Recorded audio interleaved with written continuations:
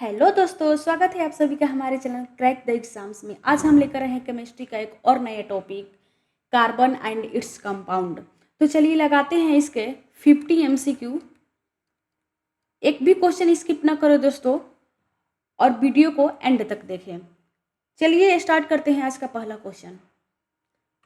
पहला क्वेश्चन है, हीरे में कार्बन परमाणु किस प्रकार के बंध से जुड़े रहते हैं। जी हाँ दोस्तों, पहला क्वेश्चन है, हीरे में कार्बन परमाणु जो है किस बंध से जुड़े रहते हैं। इसका राइट आंसर होगा ऑप्शन नंबर ए, सहसंयोजक बॉन्ड से, यानी कोवैलेंट बॉन्ड से। कोवैलेंट बॉन्ड से जुड़े रहते हैं, सहसंयोजक बंध से। जो हीरे में कार्बन परमाणु है वो कोवैलेंट बॉन्ड से जुड़े रहते हैं। कोवैलेंट बॉन्ड का मतलब है कि दो परमाणु एक दूसरे से साझा करके जो बंध बनाते हैं उसे कोवैलेंट बॉन्ड कहते हैं। जैसे H2 हो गया, H है ये और ये, ऐसे एक इससे ये बंध बनाएगा और इससे एक ये बंध बनाएगा, यानी H बॉन्ड H बना लिए। तो दो परमाणु जब है एक दूसरे से मिलकर इलेक्ट्रॉन का साझा करके जब एक बॉन्ड बनाते हैं तो उस बॉन्ड को क्या बोलते हैं, कोवैलेंट बॉन्ड बोलते हैं, यानी सहसंयोजक बंध बोलते हैं। चलिए चलते हैं नेक्स्ट क्वेश्चन की ओर।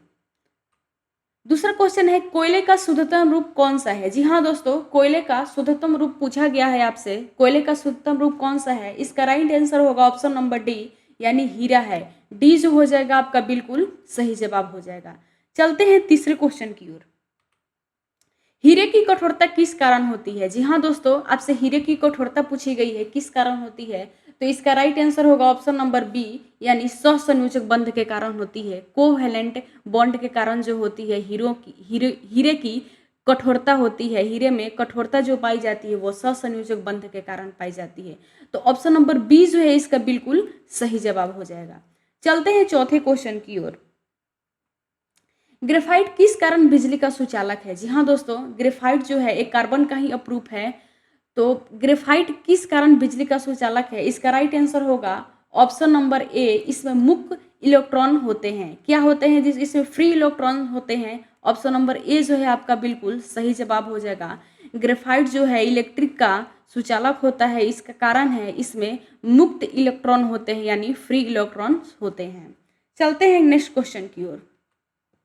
पांचवा क्वेश्चन है, कार्बन का उच्चतम ऑक्सीकरण अवस्था क्या है। जी हाँ दोस्तों, कार्बन का उच्चतम ऑक्सीकरण अवस्था यानी ऑक्सीडेशन स्टेट पूछा गया है।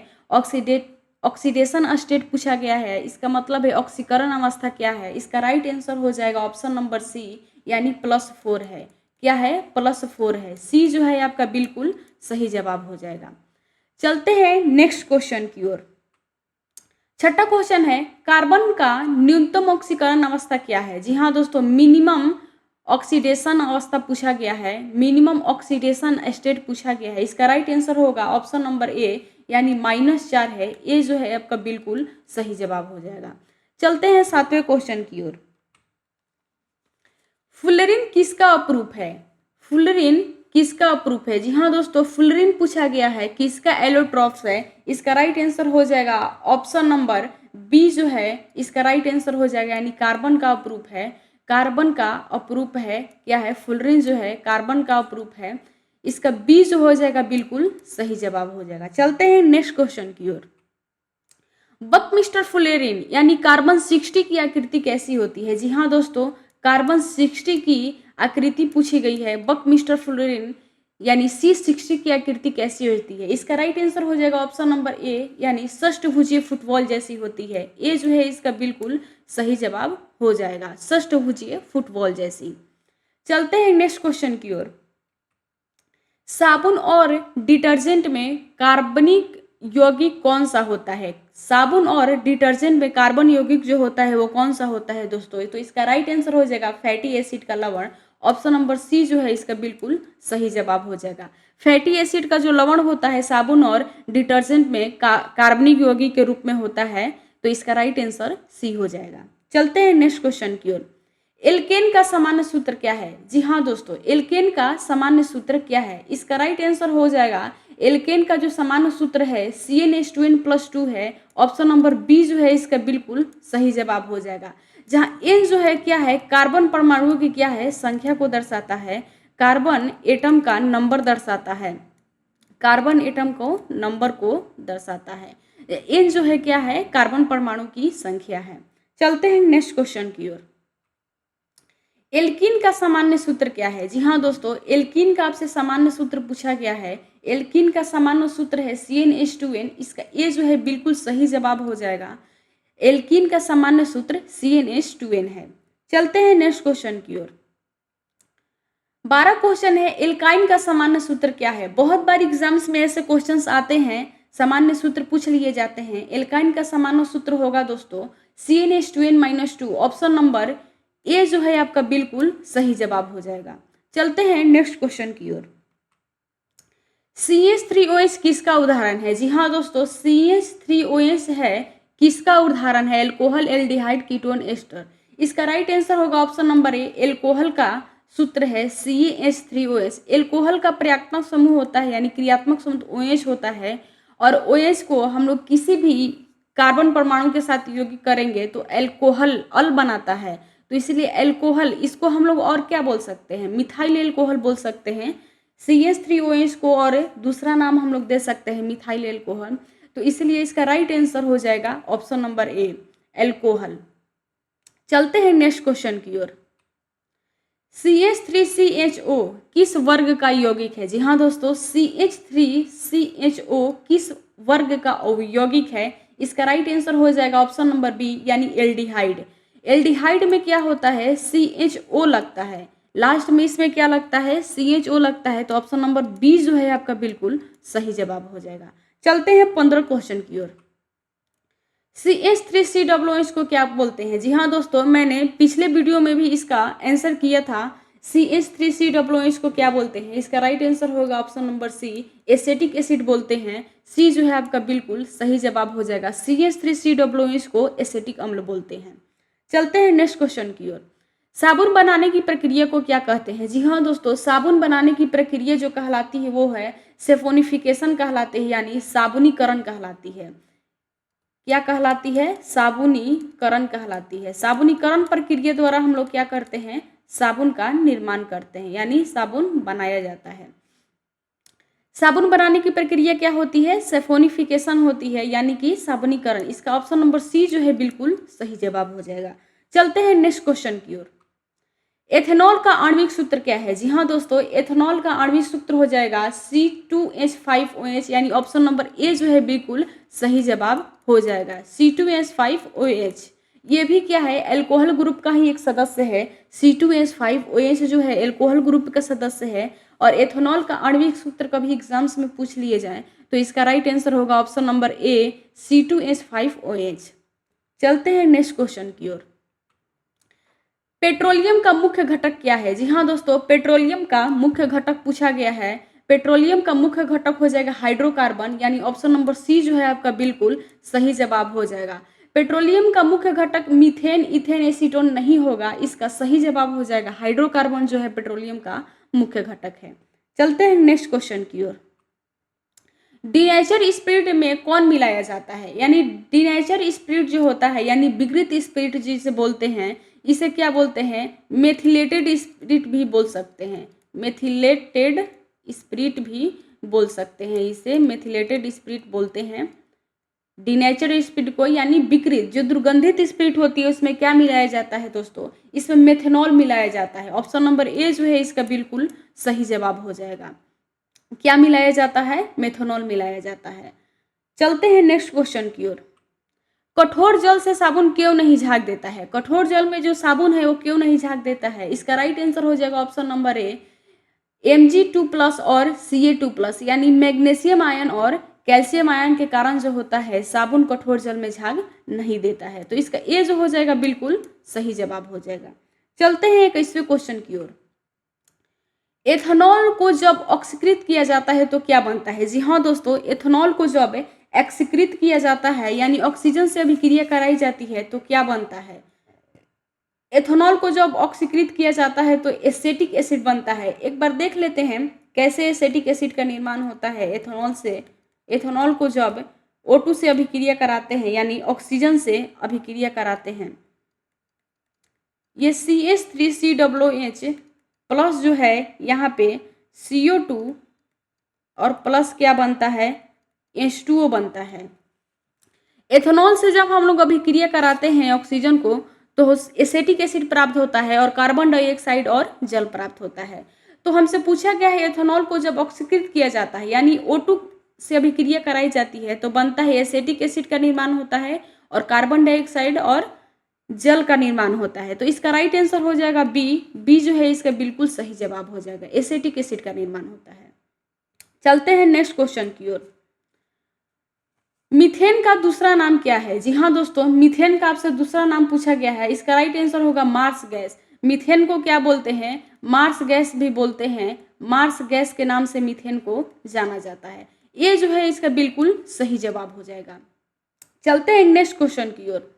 प्राकृतिक गैस का मुख्य घटक क्या है? जी हाँ दोस्तों, प्राकृतिक गैस का मुख्य घटक पूछा है यानी नेचुरल गैस का मुख्य घटक पूछा है। इसका राइट आंसर हो जाएगा ऑप्शन नंबर सी यानी मीथेन जो है इसका बिल्कुल सही जवाब है। ऑप्शन नंबर सी जो है बिल्कुल सही जवाब। मीथेन का सूत्र होता है CH4। मीथेन का क्या सूत्र होता है दोस्तों? CH4 होता है। प्राकृतिक गैस का जो मुख्य घटक है वो है मीथेन। ऑप्शन नंबर सी जो है इसका बिल्कुल सही जवाब हो जाएगा। चलते हैं नेक्स्ट क्वेश्चन की ओर। मीथेन क्लोरीन प्रकाश की उपस्थिति में अभिक्रिया करके क्या बनाता है? जी हाँ दोस्तों, 24 क्वेश्चन पूछा गया है। मीथेन जो है क्लोरीन से अभिक्रिया करके क्या बनाता है? क्लोरोफॉर्म भी बनाता है, डाइक्लोरोमीथेन भी बनाता है, कार्बन टेट्राक्लोराइड बनाता है, उपयुक्त सभी। इसका राइट आंसर हो जाएगा ऑप्शन नंबर डी जो है इसका बिल्कुल सही जवाब हो जाएगा। एक बार देख लेते हैं कि मीथेन जो है क्लोरीन से प्रकाश की अभिक्रिया, क्लोरीन प्रकाश की उपस्थिति में अभिक्रिया करके क्या बनाता है। थोड़ा सा लंबा रिएक्शन हो सकता है।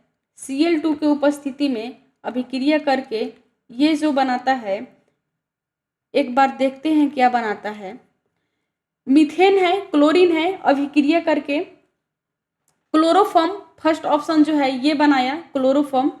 और दूसरा में देखते हैं CH3Cl प्लस Cl2 अभिक्रिया करके CH2Cl2 प्लस HCl बनाते हैं। ये इसको क्या बोलते हैं? डाइक्लोरोमीथेन। और फिर देखते हैं तीसरा ऑप्शन कैसे बनता है। CH2Cl2 प्लस Cl2 से अभिक्रिया कराते हैं तो CH3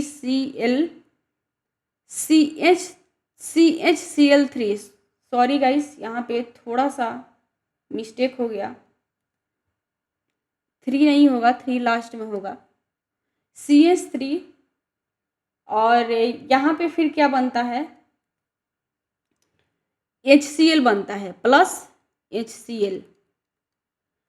फिर हम लोग क्लोरोफॉर्म को अभिक्रिया कराते हैं। CHCl3 को क्लोरीन से अभिक्रिया कराते हैं तो कार्बन टेट्राक्लोराइड बनता है और प्लस HCl हाइड्रोक्लोरिक अम्ल बनता है। तो ये है इसका रिएक्शन। सारे लोग इस रिएक्शन को देख लेंगे कि चारों ऑप्शन किस प्रकार से करेक्ट हुए हैं, किस प्रकार से सही हुए हैं। सारे लोग इस रिएक्शन को एक बारी देख लेंगे। तो इसका डी जो हो जाएगा दोस्तों बिल्कुल सही जवाब हो जाएगा। इसका डी ऑप्शन उपयुक्त सभी। CH4 क्लोरीन से अभिक्रिया करा के एक बार क्लोरोफॉर्म बनता है, ये क्लोरोफॉर्म है और ये है डाइक्लोरोमीथेन और ये है कार्बन टेट्राक्लोराइड है। चलते हैं नेक्स्ट क्वेश्चन की ओर। एथीन और ब्रोमीन जल की प्रतिक्रिया से क्या होता है? और एथीन और जो ब्रोमीन का संकेत होता है Br। एथीन C2H4 और Br अभिक्रिया जल से जब कराई जाती है तो क्या होता है? इसका राइट आंसर होगा दोस्तों रंग उड़ जाता है। ऑप्शन नंबर बी जो है बिल्कुल सही जवाब है, रंग उड़ जाता है।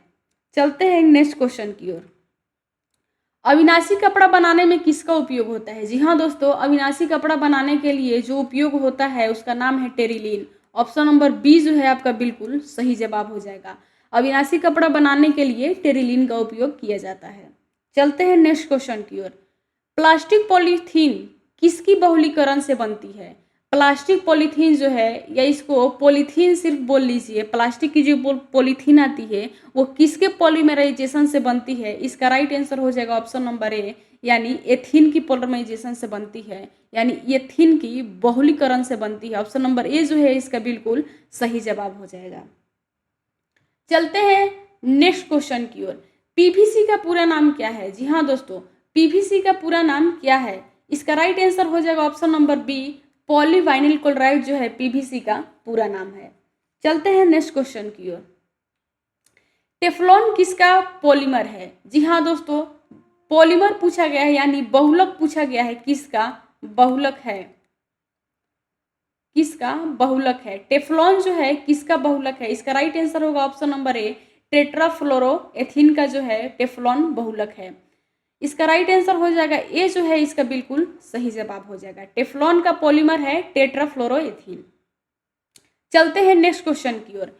फॉर्मेलिन किसका विलयन है? जी हाँ दोस्तों, फॉर्मेलिन किसका विलयन है? इसका राइट आंसर हो जाएगा फॉर्मल्डिहाइड। फॉर्मल्डिहाइड जो है फॉर्मेलिन का विलयन है। इसका सूत्र होता है CH, ये जो है फॉर्मल्डिहाइड का सूत्र है HCHO। फॉर्मल्डिहाइड का रासायनिक सूत्र HCHO है। इसका राइट आंसर हो जाएगा बी, फॉर्मल्डिहाइड। चलते हैं नेक्स्ट क्वेश्चन की ओर। कार्बन मोनोऑक्साइड विषैली क्यों होती है? 31 क्वेश्चन में पूछा गया है कार्बन मोनोऑक्साइड विषैली क्यों होती है। कार्बन मोनोऑक्साइड का सूत्र CO होता है दोस्तों, और CO जो है दोनों इक्वल पोजीशन में होते हैं, यानी C जितना बड़ा होता है O भी उतना ही बड़ा होता है। इसका राइट आंसर हो जाएगा ऑप्शन नंबर बी, यह हीमोग्लोबिन से जुड़कर ऑक्सीजन का परिवहन रोक देती है। बी जो है इसका बिल्कुल सही जवाब हो जाएगा। चलते हैं 32 क्वेश्चन की ओर। कार्बन डाइऑक्साइड का प्रयोग किसमें होता है? जी हाँ दोस्तों, कार्बन डाइऑक्साइड का प्रयोग किसमें होता है? शीतल पेय, आग बुझाने में, हरित ग्रीन गैस में, उपयुक्त सभी। इसका राइट आंसर हो जाएगा ऑप्शन नंबर डी, उपयुक्त सभी में होता है। शीतल पेय में भी होता है, आग बुझाने में भी होता है, हरित गृह गैस में भी CO2 का यूज होता है। चलिए चलते हैं नेक्स्ट क्वेश्चन की ओर। कोयले के सूक्ष्म आसवन से क्या प्राप्त होता है? जी हाँ दोस्तों, कोयले के सूक्ष्म आसवन से, आसवन यानी डिस्टिलेशन, कोयले के सूक्ष्म आसवन से जो प्राप्त होता है वो है कोक है, कोयला गैस है, कोल तार है, उपयुक्त सभी है। इसका राइट आंसर हो जाएगा ऑप्शन नंबर डी, उपयुक्त सभी प्राप्त होता है। कोक, कोयला गैस, कोल तार, सारे जो हैं प्रोडक्ट प्राप्त होते हैं कोयले के सूक्ष्म आसवन से। तो ऑप्शन नंबर डी जो है इसका बिल्कुल सही जवाब हो जाएगा। चलते हैं 34वें क्वेश्चन की ओर। चारकोल का उपयोग कहाँ होता है? जी हाँ दोस्तों, चारकोल का उपयोग पूछा गया है। चारकोल का उपयोग जो होता है जल शुद्धिकरण में, रंग निकालने में, गैस मास्क में, उपयुक्त सभी में। डी जो है इसका बिल्कुल सही जवाब हो जाएगा। चारकोल का उपयोग तो जो होता है वो सभी कामों में होता है। चलते हैं नेक्स्ट क्वेश्चन की ओर। सिंथेटिक पेट्रोल बनाने में कौन सी गैस का उपयोग होता है? जी हाँ दोस्तों, सिंथेटिक पेट्रोल बनाने में कौन सी गैस का उपयोग होता है? तो इसका राइट आंसर हो जाएगा सिंगोस। सिंगोस को हम लोग क्या बोलते हैं? CO+H2 बोलते हैं, यानी कार्बन मोनोऑक्साइड गैस और हाइड्रोजन गैस को सिंगोस बोलते हैं। मीथेन नहीं होगा, ब्यूटेन भी नहीं होगा और हाइड्रोजन भी नहीं होगा। इसका राइट आंसर हो जाएगा ऑप्शन नंबर ए जो है आपका बिल्कुल सही जवाब है। कार्बन मोनोऑक्साइड और हाइड्रोजन गैस का उपयोग होता है। चलते हैं नेक्स्ट क्वेश्चन की ओर। जब सोडियम धातु एथेनॉल प्रतिक्रिया करता है तो क्या बनाता है? जी हाँ दोस्तों, जब सोडियम धातु जो है एथेनॉल प्रक्रिया करता है तो क्या बनाता है? जो बनाता है, जो प्रोडक्ट बनाता है उसका नाम है sodium ethoxide plus hydrogen gas का निर्माण करता है। एक बार देख लेते हैं कैसे जो है एथेनॉल, सोडियम एथोक्साइड और हाइड्रोजन गैस का निर्माण करता है। ये जो है C2H5ONA प्लस H2 बनाता है। इसको क्या बोलते हैं? इसको जो बोलते हैं सोडियम एथोक्साइड बोलते हैं, सोडियम एथोक्साइड बोलते हैं। जो ये एथेनॉल है और सोडियम से अभिक्रिया करके sodium ethoxide plus hydrogen gas का निर्माण करता है। तो ऑप्शन नंबर बी जो है इसका बिल्कुल सही जवाब हो जाएगा। चलते हैं 37 क्वेश्चन की ओर। साबुन का ध्रुवीय सिरा किससे जुड़ता है? साबुन का जो ध्रुवीय सिरा है यानी पोलर एंड जो है किससे जुड़ता है? इसका राइट आंसर हो जाएगा ऑप्शन नंबर बी, यानी जल से जुड़ता है, यानी वाटर से जुड़ता है। तो बी जो है इसका बिल्कुल सही जवाब हो जाएगा। चलते हैं नेक्स्ट क्वेश्चन की ओर। साबुन का अध्रुवीय सिरा किससे जुड़ता है? नॉन पोलर एंड जो है, नॉन पोलर एंड किससे जुड़ता है? तो इसका राइट आंसर हो जाएगा दोस्तों तेल और चिकनाई से जुड़ता है। ऑप्शन नंबर बी जो है आपका बिल्कुल सही जवाब हो जाएगा। तेल और चिकनाई से साबुन का अध्रुवीय सिरा जुड़ता है। चलते हैं नेक्स्ट क्वेश्चन की ओर। डिटर्जेंट का मुख्य लाभ है कि डिटर्जेंट का मुख्य लाभ क्या है दोस्तों? इसका मुख्य लाभ है कठोर जल में भी ये काम करता है। डिटर्जेंट जो है कठोर जल में भी काम करता है। ऑप्शन नंबर ए जो है इसका बिल्कुल सही जवाब हो जाएगा। चलते हैं नेक्स्ट क्वेश्चन की ओर। मीथेन का IUPAC नेम क्या है? मीथेन CH4 जिसको बोलते हैं हम लोग, जिसका सूत्र है मीथेन का IUPAC नेम है मेथेन। IUPAC नेम का एक बार फॉर्मूला सारे लोग कमेंट में बताएंगे। IUPAC नेम का फॉर्मूला होता है दोस्तों इंटरनेशनल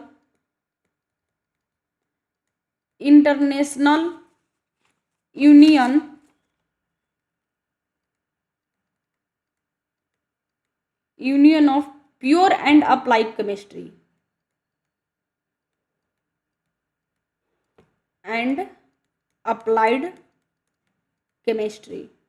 इसका IUPAC नेम है, IUPAC का फुल फॉर्म है, IUPAC का फुल फॉर्म जो है दोस्तों ये है international union of pure and applied chemistry. IUPAC name का फॉर्मूला होता है। चलते हैं नेक्स्ट क्वेश्चन की ओर।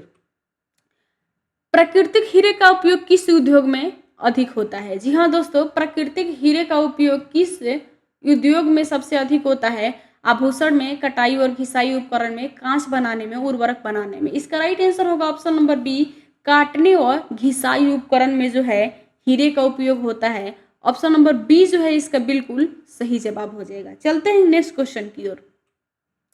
LPG का मुख्य घटक क्या है? जी हाँ दोस्तों, LPG का मुख्य घटक क्या है? LPG का मुख्य घटक है प्रोपेन और ब्यूटेन। ऑप्शन नंबर बी जो है इसका बिल्कुल सही जवाब हो जाएगा, प्रोटेन और ब्यूटेन। LPG का फुल फॉर्म होता है liquefied petroleum gas, liquefied petroleum gas. इसे हम लोग क्या बोलते हैं? कुकिंग गैस भी बोलते हैं।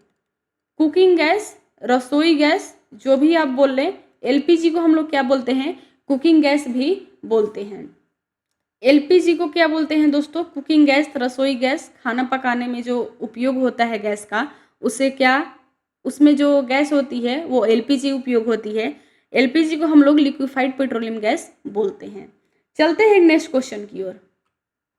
CNG का मुख्य घटक क्या है? जी हाँ दोस्तों, CNG का मुख्य घटक है मीथेन, यानी CH4 जो है CNG का मुख्य घटक है। CNG का फुल फॉर्म होता है compressed natural gas, compressed natural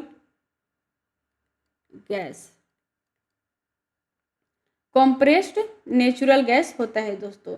CNG आजकल जो गाड़ियाँ चलती है वो CNG, उसमें उपयोग होता है CNG का, और CNG का फुल फॉर्म है कंप्रेस्ड नेचुरल गैस, और इसका राइट आंसर हो जाएगा ऑप्शन नंबर ए, मीथेन जो है इसका प्रमुख घटक है। ऑप्शन नंबर ए जो है दोस्तों इसका बिल्कुल सही जवाब है। चलते हैं नेक्स्ट क्वेश्चन की ओर। एसीटोन का रासायनिक सूत्र क्या है? जी हाँ दोस्तों, एसीटोन का रासायनिक सूत्र पूछा गया है। एसीटोन का रासायनिक सूत्र क्या है? इसका राइट आंसर हो जाएगा option number B, CH3CO। CH3 जो है एसीटोन का रासायनिक सूत्र है। ये जो है एसिटिक अम्ल का फॉर्मूला है, ये एथेनॉल का है, ये फॉर्मल्डिहाइड का फॉर्मूला है। तो इसका राइट आंसर हो जाएगा ऑप्शन नंबर बी जो है आपका बिल्कुल सही जवाब हो जाएगा। एसीटोन जो है कीटोन समूह का एक केमिकल है। एसीटोन को कीटोन समूह में रखा गया है, तो इसीलिए एसीटोन का जो फॉर्मूला हो जाएगा CH3CO हो जाएगा। ऑप्शन नंबर बी जो है आपका बिल्कुल सही जवाब है। चलते हैं नेक्स्ट क्वेश्चन की ओर। कार्बन का वह अपरूप जो लुब्रिकेंट के रूप में काम करता है? जी हाँ दोस्तों, कार्बन का ऐसा कौन सा अपरूप है जो लुब्रिकेंट के रूप में काम करता है? तो इसका राइट आंसर हो जाएगा ग्रेफाइट। ऑप्शन नंबर बी जो है आपका बिल्कुल सही जवाब हो जाएगा। ग्रेफाइट जो है कार्बन के लुब्रिकेंट के रूप में काम करता है। चलते हैं नेक्स्ट क्वेश्चन की ओर। सोडा वाटर में कौन सी गैस घुली होती है? जी हाँ दोस्तों, सोडा वाटर में कौन सी गैस घुली होती है? इसका राइट आंसर हो जाएगा ऑप्शन नंबर बी, यानी CO2 गैस घुली रहती है। कार्बन डाइऑक्साइड गैस जो है सोडा वाटर में घुली रहती है। इसका बी जो है बिल्कुल सही जवाब हो जाएगा। चलते हैं नेक्स्ट क्वेश्चन की ओर। चारकोल का सर्वोत्तम सोखने का उपयोग कहाँ है? चारकोल जो होता है उसका सर्वोत्तम सोखने का ऑब्जर्प्शन का उपयोग कहाँ है? गैस मार्क्स में, पीने के जल का शोधन, चीनी के रंग को हटाने में उपयोग सभी। इसका राइट आंसर हो जाएगा ऑप्शन नंबर डी जो है दोस्तों, बिल्कुल सही जवाब हो जाएगा। इन सारी चीज़ों में जो है चारकोल का उपयोग होता है। ऑब्जर्प्शन में ये है चारकोल का उपयोग किया जाता है। तो ऑप्शन नंबर डी जो है इसका बिल्कुल सही जवाब हो जाएगा। चलते हैं नेक्स्ट क्वेश्चन की ओर। एथाइन का सामान्य नाम क्या है? जी हाँ दोस्तों, एथाइन C2H2 का सामान्य नाम क्या है? कॉमन नेम पूछा गया है। इसका राइट आंसर हो जाएगा एसिटिलीन। इसका राइट आंसर हो जाएगा ऑप्शन नंबर ए जो है आपका बिल्कुल सही जवाब हो जाएगा। एसिटिलीन जो है एथाइन का सामान्य नाम है। चलते हैं नेक्स्ट क्वेश्चन की ओर। कार्बन यौगिकों में टेट्रावैलेंसी का अर्थ है। टेट्रावैलेंसी का मतलब है 4 संयोजकता का अर्थ क्या है दोस्तों? कार्बनिक यौगिक में 4 संयोजकता का अर्थ पूछा गया है। इसका राइट आंसर होगा ऑप्शन नंबर सी। कार्बन 4 सहसंयोजक बंध बना सकता है। कार्बन जो है 4 सहसंयोजक बंध बना सकता है। ये जो है इसका टेट्रावैलेंसी का अर्थ है, यानी 4 संयोजकता का अर्थ है। तो ऑप्शन नंबर सी जो है आपका बिल्कुल सही जवाब हो जाएगा। चलते हैं आज का लास्ट क्वेश्चन 50वें क्वेश्चन पे। कार्बन का कौन सा अपरूप नैनो ट्यूब बनाता है? जी हाँ दोस्तों, कार्बन का कौन सा अपरूप जो है नैनो ट्यूब बनाता है? तो इसका राइट आंसर हो जाएगा फ्लोरीन। यानी फ्लोरीन जो है नैनो ट्यूब का निर्माण करता है। कार्बन का एक ऐसा एलोट्रॉप है, ऐसा अपरूप है जो नैनो ट्यूब का निर्माण करता है। ऑप्शन नंबर ए जो है इसका बिल्कुल सही जवाब हो जाएगा। तो कैसा लगा दोस्तों आप लोगों का ये वीडियो? कमेंट में ज़रूर बताएं और ये भी बताएं कि किसका कितना सही हुआ। और आज का क्वेश्चन ऑफ द डे है कीटोन का सामान्य सूत्र क्या होता है? कीटोन का सामान्य सूत्र क्या होता है? सारे लोग इसका आंसर जो है कमेंट बॉक्स में करेंगे। कीटोन का सामान्य सूत्र क्या होता है? सारे लोग इसका आंसर जो है कमेंट बॉक्स में करेंगे। कमेंट में इसका आंसर देंगे सारे लोग, कीटोन का सामान्य सूत्र क्या होता है। चलिए गाइस, कल फिर मिलते हैं एक नई वीडियो के साथ, एक नई तैयारी के साथ। तब तक पढ़ते रहिए और आगे बढ़ते रहिए।